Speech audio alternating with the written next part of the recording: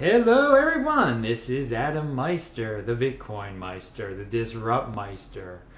Remember to subscribe to this channel, like this video, share this video, check out the notes section below. You can email me at adam@tresorhelp.com if you want to talk, if you want to schedule a crypto consultation, or if you need help installing your Trezor. My rate information is below. So, Bitcoin at $773. And again, adam@tresorhelp.com is my email. Bitcoin's around 773. I need to shave. I need to take a shower, also fix this hair, don't I, guys? And I will be doing that. I'll look better for Saturday's show. And because Bitcoin's at 773, this is all true. No. So let's see. When will it get to 800? Will it get to 800 by the end of the year? I want to bring up a tweet because I'm always talking about Twitter and tweeting and retweeting, and I check out Twitter. You should check out my Twitter and retweet. But a guy named, who is this?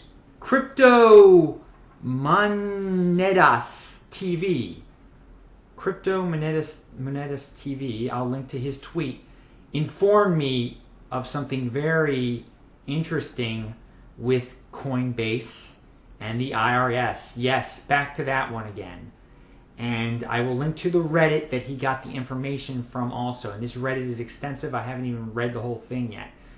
But you'll get the gist when I read this. By default, transactions into or out of your Coinbase wallet are reported as buys or sells at the current market price because we do not have visibility outside our platform. Users are free to apply any appropriate accounting method in calculating their taxes. If you have other information about a particular transaction, for example, a Bitcoin send from your Coinbase account to another wallet you control, then you may choose to take that into account in filing your taxes. So they're going to tell the IRS that you sold when you transferred your Bitcoin. Now you can tell the IRS the truth, but they're going to tell you that the IRS that you sold. And also, if you happen to have Bitcoin that you bought somewhere else and then you transfer it into Coinbase, they're going to consider that a buy price there, even though you might have bought it for a completely different price.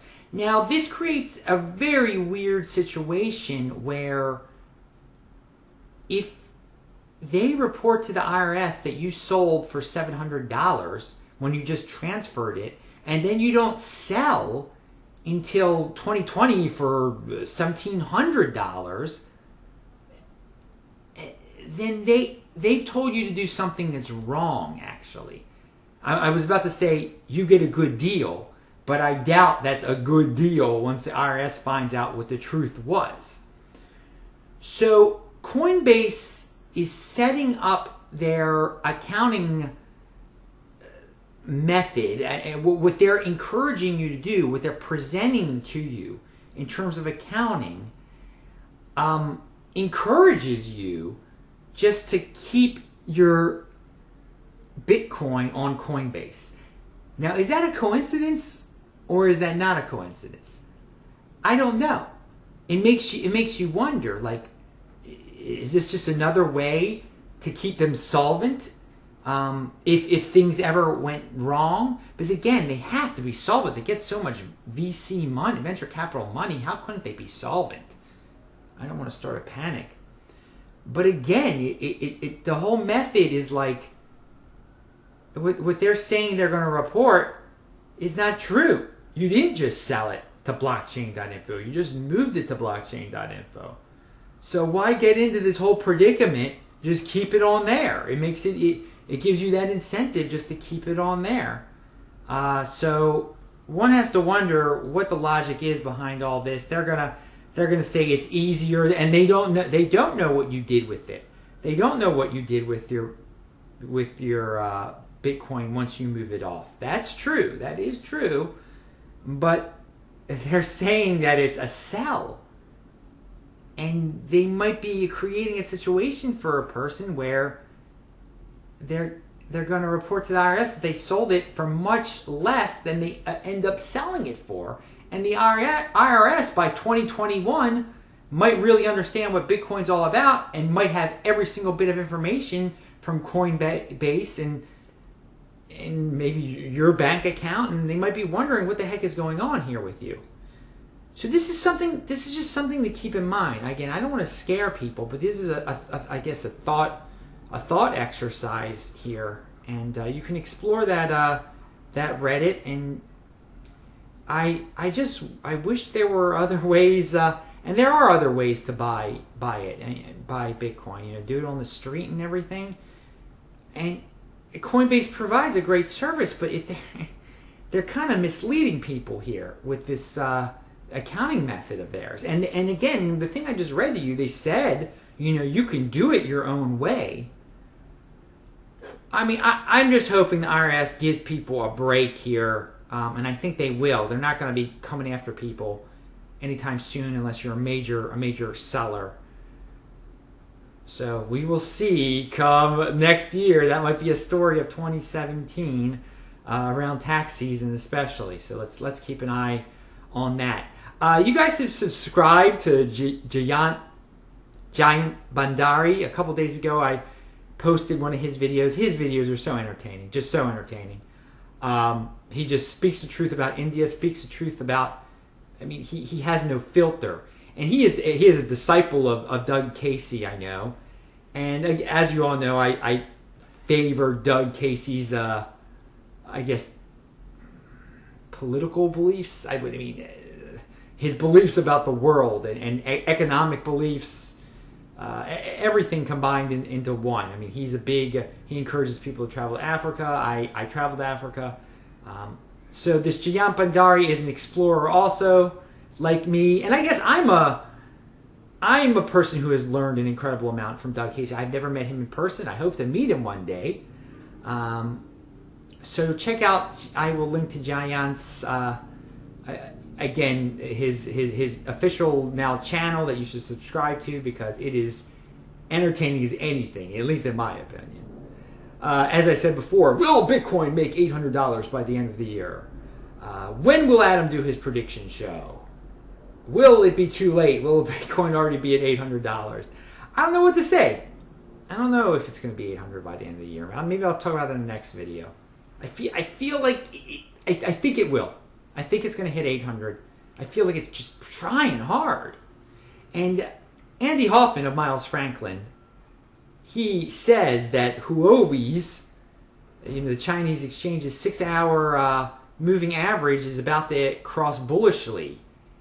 And if that happens, he foresees some pretty good Bitcoin positive movement. So thanks, Andy, for informing us of that. And remember to check out Miles Franklin if you want precious metals. They're good guys. Andy is great, and he is a Bitcoin fan. Cryptocurrency in Senegal. They will introduce a blockchain-based national digital currency. This story came out like a few weeks ago when I actually was in Africa, and I'm just finding out about it now. I've tried to do a little bit more research. I've contacted someone in Senegal, and it's interesting.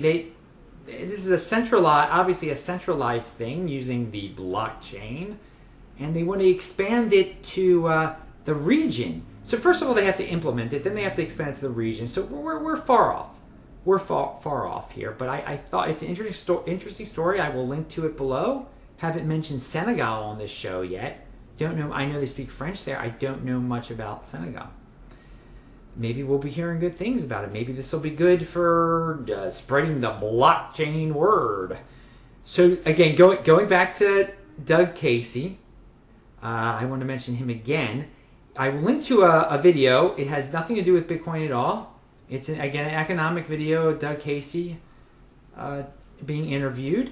But he does mention how he attended a conference with elite there, with the elite of the world, the legendary elite that so many people like to make conspiracies about. And he says, this is the type of conference, just like Bilderberg, all that stuff. So he's basically saying he attended a Bilderberg type of conference. which everyone says is like they decide the fate of the world. And Doug Casey simply says what I have always believed also. He says they're not planning the end of the world. It's not sinister conspiracy. He didn't like the people who were there. He named some names. I think Petraeus was there. I forgot. I don't even watch the video. What's his name was there? The Austrian, the Hungarian. I can't think of his name now. Oh my God. Soros was there. And he doesn't like what Soros stands for, but he says it's just a social gathering. These are just social gatherings. They like to talk to each other. They like to be friends with each other. They're not aliens. They're not they don't pull strings. I mean, they're wealthy individuals. Obviously, they have lots. They can use their money to influence. But it's not a conspiracy. It's not like this. Doug Casey was there. He's not evil. I mean, it's not some like, oh God, everyone thinks it's so sinister. And it's not. It's simple stuff. So my point in bringing all this up is to just kind of pop some people's opinions of all this stuff, and just to remind you not to put artificial barriers in your way. Like saying, well, there's these secret elite out there that are keeping us all down. And I'll never be anything, so I just might as well just sit in my room all day and cry and not explore this world. And just blame. Don't do that. There are no magical elite out there that are keeping you down. Not at all. Not at all. The opportunity is out there. You have to go and get out there. And whether it be just emailing people or whether just getting out on the streets. There's no harm done in just talking to people and being just not living in fear. Stop living in fear. Stop worrying about conspiracies, because they're artificial barriers. People. Finally, going back to the whole Twitter theme I was mentioning before, a person contacted me, and I will link to the tweet below. I don't have it right in front of me, so I forgot his name. Sorry about that, man. But he told me about, he's like, mention folding coin. They're about to have a halving in 7 days. And, since he tweeted me, I'm like, what the heck? It's a Friday. Mention folding coin. So I'm mentioning folding coin. I know nothing about folding coin. Thanks for tweeting me, though. It has something to do with Stanford. He might just be trolling me, because I see that some of this folding coin stuff has something to do with Rare Pepe, and that's a total troll thing from the Bitcoin group. Again, it's sold on this folding coin is sold on Poloniex though, so that's the most legitimate of all the altcoin exchanges out there. Again, it's all gambling. So have a great Friday, folding coin fans. I'm Adam Meister. I will talk to you later.